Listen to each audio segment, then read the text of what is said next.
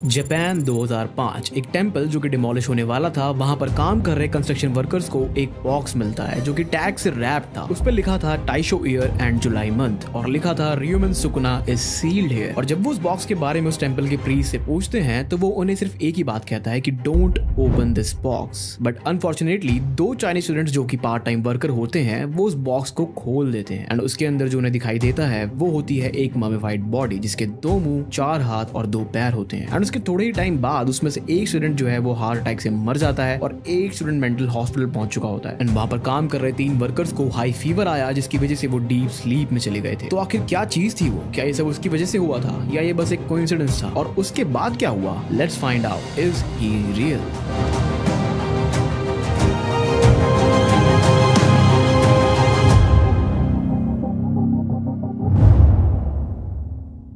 साल 2000 में जापान की एक सोशल मीडिया वेबसाइट 2chan पर एक थ्रेड स्टार्ट हुआ था जिस पर लोग स्ट्रेंज और स्केरी स्टोरीज पोस्ट करते थे। अब इसी थ्रेड पर एक बंदे ने 2005 में ये स्टोरी पोस्ट की थी। इवाटे प्रीफेक्चर में एक पुराना टेंपल था जो कि डिमोलिश होने वाला था और वहां पर काम कर रहे कंस्ट्रक्शन वर्कर्स को 2 मीटर बड़ा वुडन बॉक्स मिलता है। वो बॉक्स काफी पुराना लग रहा था और जो उसकी वुड थी वो भी सड़ने लगी थी और उस पर टैग्स लगे हुए थे जिस पर लिखा था Taisho year July Ryomen Sukuna in sealed. अब उस टाइम तो उन वर्कर्स ने उस बॉक्स को नहीं खोला और उसके कॉन्ट्रैक्टर ने कहा कि वो इस बॉक्स के बारे में उस टेंपल के प्रीस्ट से पूछेगा और वो लोग उस बॉक्स को पास के एक टेम्पररी से बने घर के अंदर रखकर चले जाते हैं। अब अगले दिन जब वो बंदा टेंपल की साइट पर जाने वाला होता है तो उसे कॉन्ट्रैक्टर का फोन आता है और वो उसे बोलता है कि उसने प्रीस्ट से उस बॉक्स के बारे में पूछा था और प्रीस्ट ने उस बॉक्स को खोलने से मना किया है और वो खुद आके उस बॉक्स को संभालेंगे। प्रीस्ट इस बात को लेकर काफी सीरियस था तो उस बॉक्स को मत खोलना। तो वो बंदा ये सब सुनकर अपने कोवर्कर को फोन करता है जो कि ऑलरेडी डिमोलिशन साइट पर होता है एंड वो उसे उस बॉक्स के बारे में पूछता है। तो उसे पता लगता है कि 2 चाइनीज स्टूडेंट्स जो कि इनकी कंस्ट्रक्शन कंपनी ने हायर करे होते हैं एज अ पार्ट टाइम, वो उस बॉक्स को खोल चुके होते हैं विदाउट परमिशन।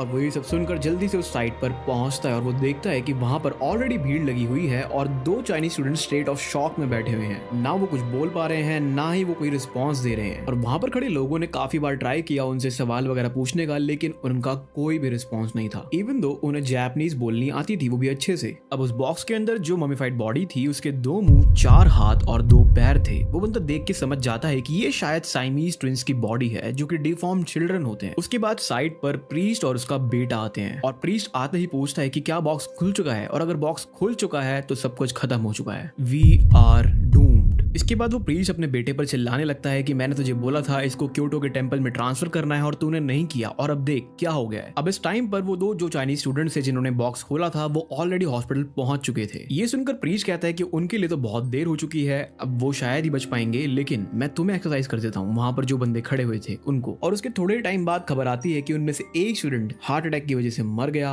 और एक स्टूडेंट जो है वो मेंटल हॉस्पिटल पहुंच चुका था। और उसके साथ साथ वहां पर जो काम कर रहे 3 वर्कर्स थे उनको बहुत तेज फीवर आया और वो बेड रेस्ट पर चले गए। और इवन जो ये बंदा है जिसने स्टोरी पब्लिश करी थी उसके पैर में कील घुसने की वजह से उसे 5 टांके आए और वो भी इतना ही कंफ्यूज था जितना कि अभी आप लोग हैं। तो वो कुछ सवालों के जवाब ढूंढने में लग गया। सबसे पहले उसने प्रीस्ट को कांटेक्ट करने की कोशिश करी बट प्रीस्ट ने उसे कंप्लीटली इग्नोर कर दिया। लकीली उसे प्रीस्ट के बेटे का नंबर मिल जाता है एंड प्रीस्ट के बेटे से उसे पता लगता है कि टाइशो पीरियड में एक कल्ट एग्जिस्ट करता था जिसका लीडर था मोनोनोबे टेंगोकू एंड वो बहुत ही ज्यादा ट्विस्टेड इंसान था। उसने उस टाइम के सर्कल से काफी डिफॉर्म लोगों को खरीदा जिसमें से ये साइमीज ट्विंस भी एक थे।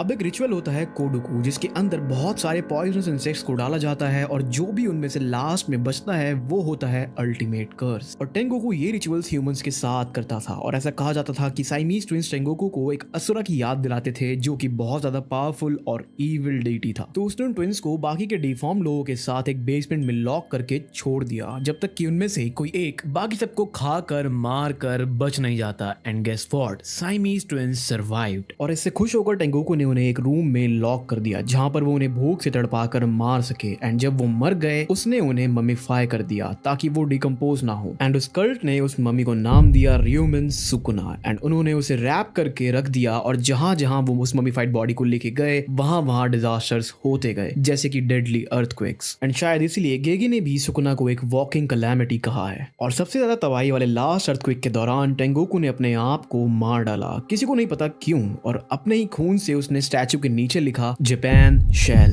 पेरिश। उसका ये लास्ट एक्ट माना जाता है कि उसने जापान को कर्ज करा। और इस स्टोरी को अगर ध्यान से देखा जाए तो गेगे ने काफी इंस्पिरेशन ली है सुकुना के लिए। ऐसे कई सारे रेफरेंसेस हैं जो कि हमें एनिमे के अंदर भी देखने को मिले हैं। फॉर एग्जांपल JJK के फर्स्ट चैप्टर में एक र्यूमर्ड जगह जिसके अंदर कंस्ट्रक्शन का वर्क चल रहा था, एक बॉक्स जो कि लोगों को मिला जो उन्हें ओपन नहीं करना चाहिए था लेकिन फिर भी उन्होंने ओपन करा, और उस बॉक्स के अंदर मम्मीफाइड बॉडी के पार्ट्स होना। और कहानी सिर्फ यहीं पर खत्म नहीं होती है। निहोन शोकी द क्रॉनिकल्स ऑफ जापान, ये एक हिस्ट्री बुक है जो कि 720 AD में लिखी गई थी। इस बुक के अंदर सुकुना को एक as a Japanese yokai demon की तरह डिस्क्राइब करा गया है जिसने बहुत सारे लोगों की जान ली। और इस बुक के हिसाब से र्यूमन सुकुना के 2 मुंह, 4 हाथ और 4 लेग्स थे एंड वो 2 स्वॉर्ड्स, बो एंड एरो से बैटल करता था और वो बहुत ज्यादा पावरफुल था। बट इंपीरियल किंग ने उसे मरवा दिया टाके फुरुकुमा के हाथों क्योंकि वो इंपीरियल किंग के अगेंस्ट था। सुकुना जापान के गीफू प्रीफेक्चर से था एंड सरप्राइजिंगली गीफू प्रीफेक्चर में सुकुना को एज अ डीमन नहीं बल्कि एज अ लोकल हीरो माना जाता है क्योंकि उसने एक जहरीले ड्रैगन को अकेले मार गिराया। लोग उसे बहादुर हीरो की तरह देखते हैं जिसने वहां के लोगों को प्रोटेक्ट किया। लोग उसे अनडाउटेडली एक ग्रेट वॉरियर मानते हैं गीफू एरिया में। एंड मे बी ऐसा हो सकता है कि सुकुना रियलिटी में एक अच्छा बंदा हो पर वो इंपीरियल किंग के अगेंस्ट था तो उसे एज अ इविल पोर्ट्रे करा गया। एंड आफ्टर ऑल ये बुक भी इंपीरियल किंग की फैमिली ने ही लिखी थी, so it might be a possibility.